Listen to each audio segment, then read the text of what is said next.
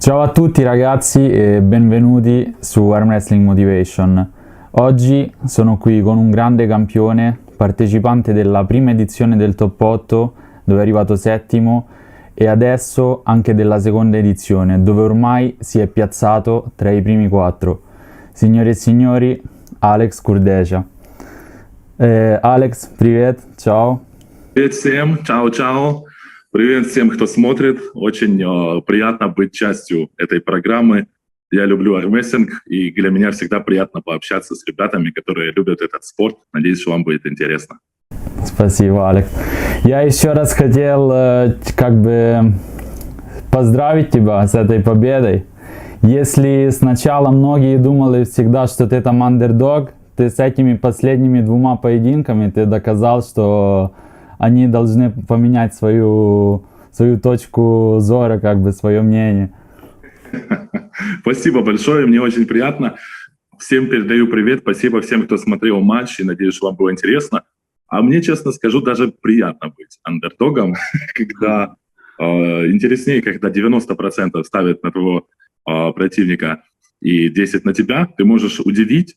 И это, я думаю, классно, здорово, то есть, что наш спорт, он настолько непредсказуем, что он может быть интересным, не банальным, и это делает еще интереснее конкретные поединки. Да. Когда люди видят то, чего они не ожидают увидеть. Так есть.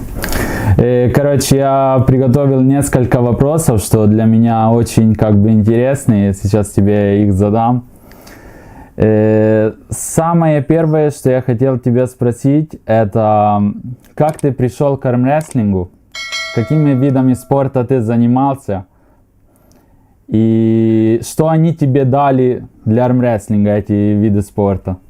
В принципе, вот так, если сказать про армрестлинг как вид спорта, то когда-то, еще будучи школьником, не зная, что это вид спорта, и не называя его армрестлингом, а мы тогда называли это побороться на руках, мы пробовали еще, вот я помню впервые так, что мне запомнилось, потому что, наверное, от самого маленького возраста все пробуют, но так, что запомнилось, то это было или в 7, мне кажется, или в 7, или в 5 классе в школе. И я впервые тогда боролся с старшеклассником, который старше меня на 2 класса. Так было интересно, что весь мой класс меня поддерживал. Все там болели, кричали, пришли, смотрели на это. И весь класс того парня, который был постарше, больше, сильнее, тоже поддерживали. Потому что я в своем классе был самым сильным, и кто-то из моих ребят сказал, пускай наш самый сильный поборется с вашим самым сильным. И мы боролись, и это было незабываемо, это были очень большие эмоции. И я тогда выиграл, и очень неожиданно, в принципе, и для себя, и для всех. И навсегда запомнил вот эти эмоции. То есть можно сказать, что вот впервые я тогда попробовал. После этого и до этого, конечно, были многие спорты. Я занимался легкой атлетикой, еще в те школьные времена, метанием диска, метанием копья, бегом на короткие дистанции на 100 метров, бегом на длинные дистанции. Я занимал призовые места в соревнованиях, принимал даже участие от школы, там, в разных районах и чемпионатах города по этих видах спорта.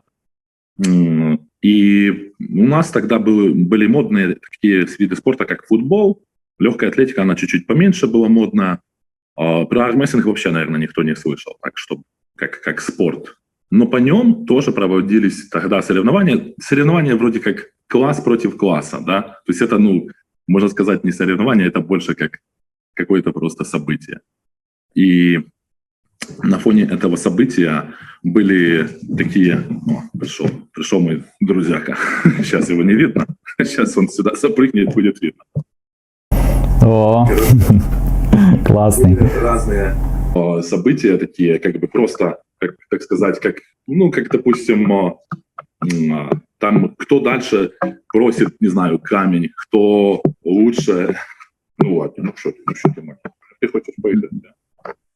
Все, давай. Были разные события, наспор мы делали, там, кто дальше что-то бросит, кто больше отожмется, кто, например, больше раз подтянется, кто в чем-то сильнее. И среди этого всего тоже был, конечно же, и армрестлинг. Тогда я помню тоже, мы так, делали чего-то такого интересного, и я помню, что Иногда побеждал, и побеждал даже с ребятами постарше, повзрослее, так сказать. Это добавляло какого-то интереса. Этот малыш не даст мне поговорить. Сейчас, подожди, я с ним поиграю чуть-чуть. Он... Все, все. Ну, хороший малыш. Все.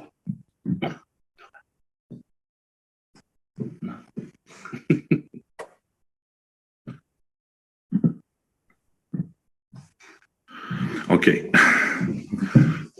Окей? Не окей? Сейчас, извини. Буквально 2 минуты. Сейчас я ответил. У меня тоже такой маленький. Ну да, ему 3 месяца. И как ты думаешь, твоя сила, все, что у тебя сейчас есть, это генетика?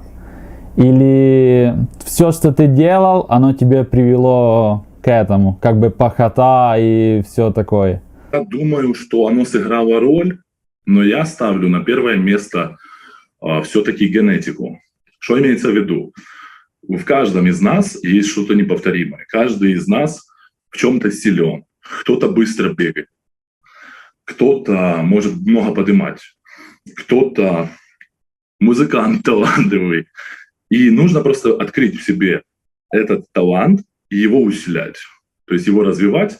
Понятное дело, что нужно работать над собой, трудиться, но я считаю, что очень важно то, что нам, грубо говоря, дается вот этот талант, который нужно в себе открыть и развивать. Природой, то, что нам дано природой, да. Да, так. Есть у тебя какой-то спортсмен, но не только в армрестлинге, что тебе нравится, что ты как бы равнялся к нему, когда был еще молодым, там, более молодым? Ну, скажем так, я всегда следил, я любил спорт, и я следил, кто в каком спорте самый лучший. Вот я следил когда-то в боксе, то есть мне всегда, в принципе, тоже нравились тяжеловесы, как бы, категории супер heavyweight. Мне нравились в стронгмене тоже, смотрел, там, начиная, знаешь, с такого возраста, уже с тинейджера. Я смотрел в стронгмене, кто самый сильный в стране, кто самый сильный в мире. В силовых видах спорта, в принципе, и за легкой атлетикой я следил, кто там быстрее всех бегает, кто дальше всех метает копье и диск. То есть если бы я перечислял сейчас всех, то я бы большой список. То есть среди всех я просто смотрю, какова история у конкретного спортсмена, который добился успеха, и как он к этому пришел. То есть мне это всегда вызывало интерес. В том числе даже спортивные команды, как бы за счет чего одна команда лучше другой, там, как бы, или за счет командного духа, или просто у них там техника более слаженная. Мне всегда было интересно узнать секреты успеха, так сказать. Так что, в принципе, да, всегда я следил. А если назвать одного какого-то, да, что ты, не знаю, там... Знаешь, вот одного не могу назвать.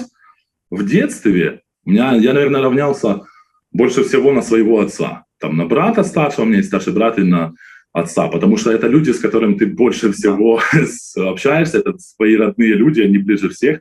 И, в принципе, если честно, то у меня как бы много раз такое бывало. Я был в восторге, когда был маленький еще мальчик, то я какие-то легенды узнавал о своем отце от других людей, как он что-то невероятное там делал, и мне это рассказывали, и я думаю, блин, классно, типа даже сам отец этим не хвалится, а про него мне рассказывают какие-то другие люди, я узнаю, и меня это как-то так всегда вдохновляло. Он тоже такой большой, как ты? Отцом никогда не боролся на руках, но я знаю, что очень долго он был сильнее меня, очень сильнее. У него рука еще больше, чем моя, и ростом я сейчас уже чуть-чуть выше его, а так он всегда, когда я был маленький, он всегда был высокий, большой, сильный. Я, в принципе, в детстве мечтал быть как мой отец. Классно, да. Старшего брата и на отца. Я думаю, что это у многих, даже у меня есть такая штука. Да. Так, я думаю, что сейчас будет самый интересный вопрос на данный момент. Как изменились твои тренировки? Там 2018-2019 год ты был одним человеком, ты сам это говорил, а сейчас совсем другой. Что случилось? Ну, если очень коротко, то я больше стал армрестлером. раньше, вот если взять еще до 2019, я же стартовал еще в 2017. То есть я был просто сильный парень, который подходил к столу, и его такой природной силы либо хватало, чтобы победить соперника, не зная техники, не зная нюансов, там чуть-чуть что-то смотрел на какие-то другие поединки, там, думая, что сделал тот или тот, но не особо понимая. И вот потом, когда уже борешься и видишь, что самой такой силы не хватает, ты начинаешь думать. Самая большая сила, она в голове и в сердце. Ты как бы готов идти и очень хорошо пахать, вкладываться, трудиться, и ты должен думать, за счет чего побеждать. То есть ты должен понимать науку спорта. Не только такой спорт, как говорится, спортивный дух и спортивная составляющая, а еще понимать как бы нюансы, потому что нюансы, даже маленькие, играют огромную роль. И вот если смотреть на меня, в чем же разница? Там, в 2017 я там боролся вообще, ну, как бы очень примитивно и просто за счет там какого-то одного движения, которое у меня было. Там, в 2019 я боролся там назад, и я не умел бороться, я просто не сильно умел бороться с ребятами, которые сильнее в прыгу. Я вообще не знал и не понимал, то есть я знал, что у нас многие в Польше проигрывают парням, которые даже меньше, но очень сильные в прыгу, потому что кто-то зайдет в вектор, позицию, который тогда этого еще не понимал, но в ту позицию, в которой сила прикладывается по-другому, физика действует так, что даже тот, кто сильнее, может проиграть тому, кто слабее, но тот подобрал правильную установку, правильный угол, да, и нейтрализировал сильную сторону своего соперника. И я тогда начал тренировать какую-то одну фишку, вытренировал, ее было хватало для того, чтобы раскрыть кисть сильному крюковику. Но тогда я не тренировал нажим боковой, не тренировал силу кисти, не тренировал там пронацию, много нюансов.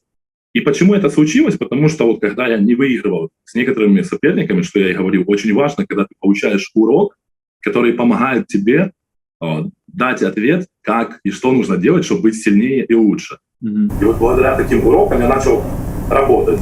Там, где-то не доработал одно, потом начал это дорабатывать. Где-то там смотрю, мне чего-то другого не хватает, начал это добавлять. А потом я смотрю, как это очень много играет роль за столом. То есть я знаю, что еще большая дорога, длинная дорога передо мной, я еще много делаю ошибок и буду делать, но я их буду исправлять и буду как бы улучшаться. И главный нюанс, что я понимаю, вот сейчас есть вот эта связь, как становиться лучше, что для этого нужно делать. Вот это самая большая разница между Алексом сегодня и Алексом в 2019 или в 2017 году. Да, это классно, это все заметили. Молодец. Спасибо. Так, сейчас ты как бы в первой четверке топ-8, нет? Да. Следующий твой поединок, с кем бы ты хотел, чтобы он был? С Ливаном, с Лалитином или с Прудником или Тим Брезнан? Зависимо, кто выиграет, как бы. Я сказал сразу после поединка, что я бы, честно, хотел побороться с каждым из них. Потому что если бы я с каждым из них поборолся, то я бы знал примерно, во-первых, свой уровень, во-вторых, как бы, где надо добавлять. Потому что, честно, я уверен, что вот эта пара Лалитин и Ливан, они годами шли к своему уровню, это очень высокий уровень, вот мне нравится на них равняться, и вот хочется именно с ними бороться. Но чтобы быть разносторонним, хорошим армрестлером нужно бороться со всеми. Я это понял, и поэтому я хочу бороться со всеми. Ребята говорят, некоторые, мне пишут, что они хотели бы поединок мой с Виталиком увидеть. Да, да. Им было именно это интересно. Конечно, я как бы всегда тоже равняюсь на зрителя. Я знаю, что наш спорт, он не только для нас, как спортсменов, но еще и для зрителей. И чтобы зрителям было интересно, если им действительно интересен такой поединок, то я с удовольствием бы хотел бы бороться с Виталиком. Хотя в сердце своем я хочу побороться со всеми. Да. И у вас как бы антропометрия, можно сказать, похожая, нет? Да, да. Виталик немножко выше, рука у нас немножко отличается, но я немножко, наверное, можно сказать, тяжелее от природы. То есть как бы такие именно вот установки, которые, говорится, нам уже природа, да, матушка дала, то я, наверное, немножко как бы такой больше по габаритах, а он немножко выше. То есть, ну, мы похожи. Да. И как ты думаешь, он тебе будет удобный или нет? Как соперник? Виталик — это спортсмен, который работал годами, он, мне кажется, уже больше 15 лет в спорте, и он делал все, чтобы тренировать себя самым лучшим образом, чтобы быть неудобным ни для кого. Но мне нравятся большие цели сейчас.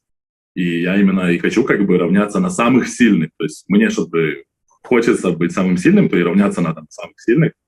И поэтому как бы я бы хотел бы с ним побороться. То есть будет ли он удобен мне или неудобен, я понимаю, насколько он неудобен всем, да.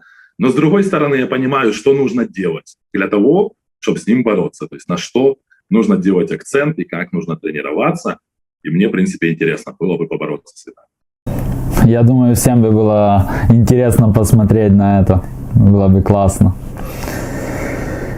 Так, что еще я хотел тебе задать? Сколько ты сейчас весишь и планируешь набрать или скинуть? Что планируешь делать с весом? Это очень хороший вопрос. Я научился немножко подводиться к соревнованиям. То есть я знаю, что я еще учусь, но уже что-то и умею. И вот, допустим, на соревнования на Райана Эспи, на Arm Wars, которые были в Бирмингеме, в Англии, я был такой большой, мощный, можно так сказать. На Тобиаса я был чуть-чуть поменьше, чуть-чуть быстрее, наверное, так сказать, немножко такой более мобильный. На Эрмеса я был еще чуть-чуть поменьше, но, наверное, еще чуть-чуть быстрее, еще чуть-чуть выносливее, так сказать. То есть я делал разные акценты.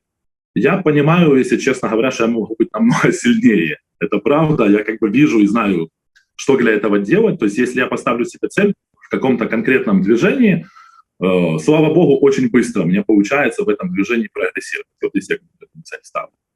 И сейчас у меня уже соперники большие, тяжеловесы, то есть мне уже легче, не надо там смотреть. То есть, конечно, надо быть очень быстрым, но в первую очередь надо быть очень сильным.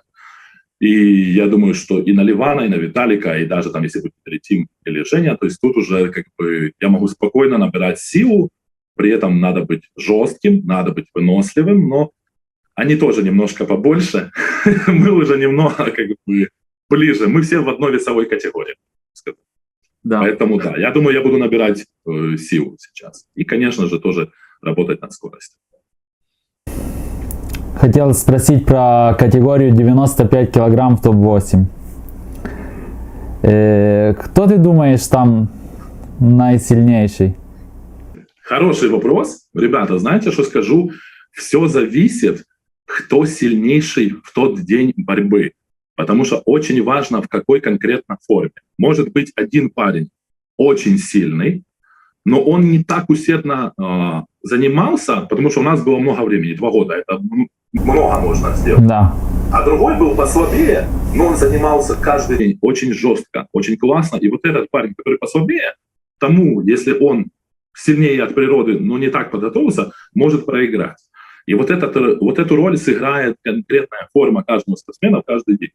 Я думаю, что 95 очень интересная, немножко непредсказуемая категория, потому что в плюсах у нас есть 2 явных фаворита — Ливан и Виталий.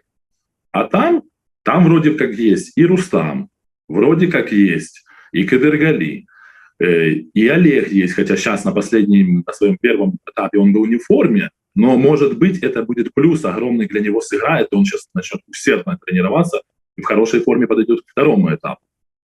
Также есть пара Тадикян и Иракли. Они тоже очень будут готовы рвать и метать, чтобы выяснить отношения между ними, кто сильнее. Вот есть шанс, что тут может быть интересный поединок. И, в принципе, кто с этого поединка выйдет чемпионом, кто выйдет как бы победителем, тот и дальше может очень хорошо бороться. Поэтому я считаю, что 95 — это категория, где есть как минимум 4 спортсменов, у которых очень хорошие шансы, и борьба между ними может быть непредсказуема. Поэтому есть шанс, что зрители увидят невероятно интересные поединки в этой категории. Я тоже так считаю. Это очень интересная категория, непредсказуема, как каждая. Так, ну я так понимаю, что ты говоришь, что очень зависим как бы от формы человека, там это все. Но я и так хочу тебя спросить. Ларат, Брезенк. Я люблю каждого из них. Каждый из них — это, история в армрестлинге. Это целые эпохи. Джон — это легенда. И Ларат тоже это легенда. Но я буду искренним с зрителями. Я просто вижу, в какой форме Девон сейчас и как он может подготовиться. Джон очень сильный, но Джон уже доказал все всем, кому надо. Он был много лет подряд чемпионом. И сейчас мне кажется, что Джон, он занимается, потому что он любит Армрестлинг. Но все-таки, наверное, такой Джон, который, грубо говоря, должен был доказать нам всем что-то, это был Джон предыдущих лет, который, в принципе, и доказал нам все. А Ларат сейчас, он победил Тода, он как бы набирает свою форму, он такой, что может набрать. Он скромничает, я у него спрашиваю, он говорит, что он был раньше когда-то в хорошей форме, но я вижу, что за этой скромностью на самом деле скрывается потенциал набрать сильную форму сейчас. Я думаю, что если сказать, вот, кому я передаю предпочтение, то небольшое предпочтение я передаю все-таки Девону. Да. Но я надеюсь, что будет интересный поединок. И, честно говоря, почти уверен, что будет интересный поединок, что они все равно покажут интересную борьбу. Даже если кто-то из них будет сильнее в одном движении, то он позволит сопернику бороться в другое движение, чтобы проверить, как в других движениях. Это, в принципе, очень классно. Если ты чувствуешь, что ты где-то сильнее, побороться в какую-то не свою борьбу, а в борьбу своего соперника. И тогда оно интереснее и самому, и зрителям интересно. То есть я думаю, что будет зрелищный поединок. Будет интересно. Я там поеду, буду смотреть на это все. Хочу. Передавай привет. Хорошо. О. Так. Ну, сейчас я тебя спрошу про армрестлеров, каких ты с ними уже боролся вроде. Геннадий и Эрмес, да? И с этим ты боролся. Я боролся с обеими этими спортсменами. Я каждого из них считаю очень высокого уровня спортсмена. За каждым из них длинная и классная история побед и длинная история поединков. С Геннадием мы боролись в 2018 году. Это был поединок в рамках чемпионата Moldova Open Cup. Тогда много кто поехал на этот чемпионат, просто так совпало, что, в принципе, многие, и я в том числе, имел честь готовиться на вендетту, легендарную вендетту All Stars 50, юбилейную, так сказать. У меня тогда была вендетта с Скоттом Мендельсоном. И я готовился, и потом я узнаю, что вот будет в Молдове чемпионат, и я думаю, поеду, проверю форму. И, в принципе, много кто так поехал проверить форму, и в тяжелой категории там был реально крутой состав. Был Андрей Пушкарь, покойный, которого мы помним и уважаем. Был Дима Трубин. Был Реваз Лютидзе, который через год на чемпионате мира единственный, кто ставил очень сильно жесткую борьбу Ливану. Они долго боролись. Это была реально борьба, а не в одно движение. То есть и он там был. Был Гена Квиквиния. Были ребята с Болгарии, сильные спортсмены, с Румынии, сильные спортсмены, с Украины. Был Дима Ионов. Был Илюха Изман, мой друг. Много было классных спортсменов высокого уровня, и как бы все они не ожидали, что все будут. И я помню, мы тогда поборолись, и я попал, я, в принципе, как бы даже целей каких-то не ставил перед собой, я вот думаю, вот с кем удастся побороться, с легендарными чемпионами, будет круто. И я попал на Гену, и мы с ним поборолись. На первом поединке был фол в мою сторону, мы завернулись в крюк, и у меня съехал локоть. А на втором он быстро атаковал, он выиграл старт, я ему открыл кисть и выиграл поединок. Я прочувствовал его руку, насколько это можно прочувствовать в двух поединках. Он очень сильный, но помимо того, что он очень сильный, он еще очень хитрый. Он как бы такой, что будет чувствовать соперника и будет знать, что нужно сделать, чтобы нивелировать сильную сторону соперника, чтобы не дать сопернику в его сильную сторону побороться. РМС, он очень сильный. У него есть такая сила, не буду раскрывать карты, чтобы не было зрителям неинтересно. У него есть, так сказать, main weapon, основная его атакующая сила, которая в многих ситуациях достаточно просто, чтобы победить с многими спортсменами. Я думаю, что Гена это будет понимать и будет стараться не попасть в сильную сторону Эрмеса. То есть он будет не хотеть побороться там, где Эрмес очень сильный. Если Эрмес подойдет грамотно к этому поединку, поединку, и в свою очередь тоже будет понимать, что Гена понимает, где у него сильная сторона, и в свою очередь не будет ему давать, навязать ту борьбу вязкую и неудобную для Эрмеса, которую Гена будет хотеть навязать, то может быть на его стороне как бы преимущество. Если Гена сможет перехитрить, то будет преимущество на стороне Гены. В любом случае есть шанс, что может быть интересная борьба. Это будет как шахматы. Да, это будет как тактика, как будет расстановка, и я уверен, что там будут разные раунды. Разные раунды, не похожие друг на друга, разве что если Эрмес, очень как бы будет тоже хитрым, то тогда, если у Гены не получится применить свою контратакующую тактику, то может быть быстрая борьба. А так может быть борьба затяжная и интересная. Как бы, может быть все, что угодно в этом поединке, если честно говоря.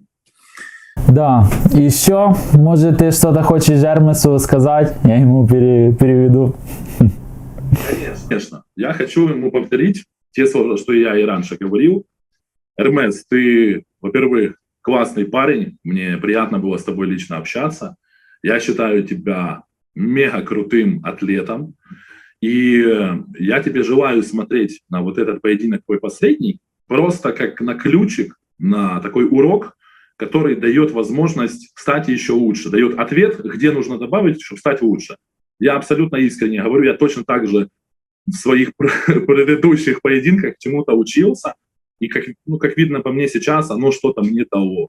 Поэтому я уверен, что теперь это даст вернуться возможность еще сильнее. Я знаю, что ты боец, что ты воин, что ты вернешься сильнее, сделай правильные выводы и возвращайся, как говорится, с щитом и с мечом.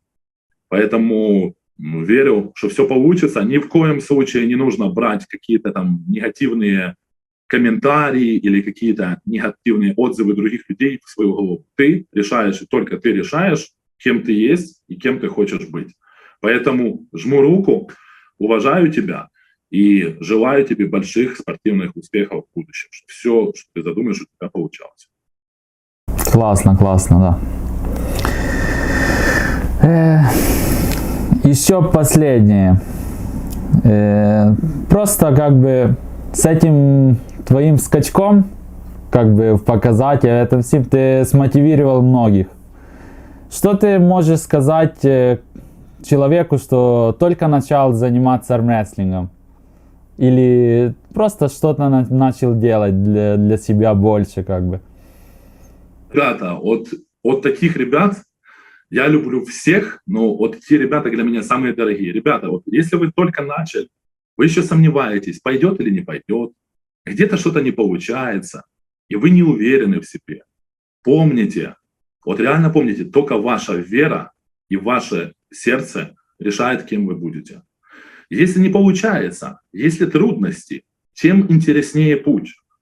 Не получается сегодня, получится завтра. Получится послезавтра. Никогда не сдавайтесь и верьте в себя.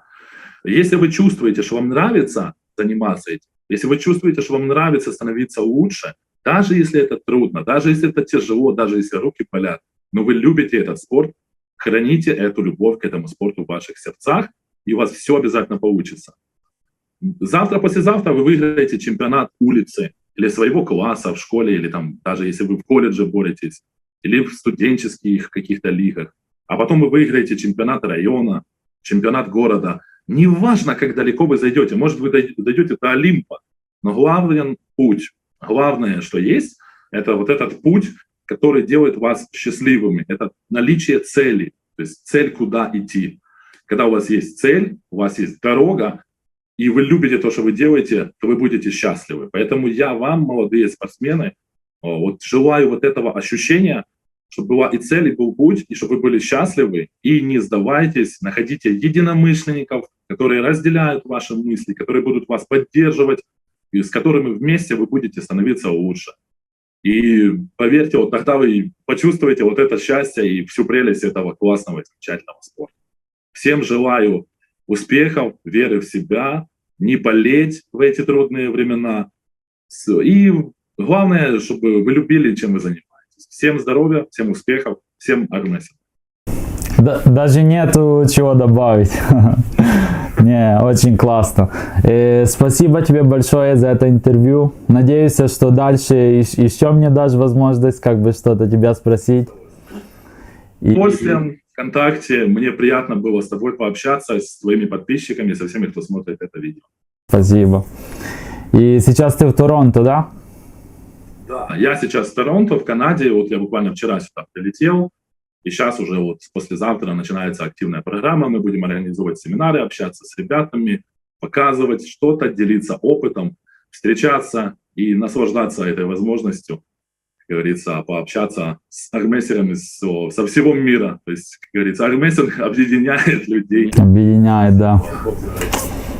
Классно. Спасибо. Не буду тебе больше забирать времени. Как бы ты тоже там, думаю, занят. И все. Еще увидимся.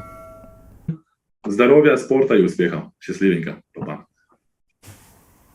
Ragazzi, il video finisce qui. Spero che vi sia piaciuta questa intervista, che sarà la prima di una lunga serie.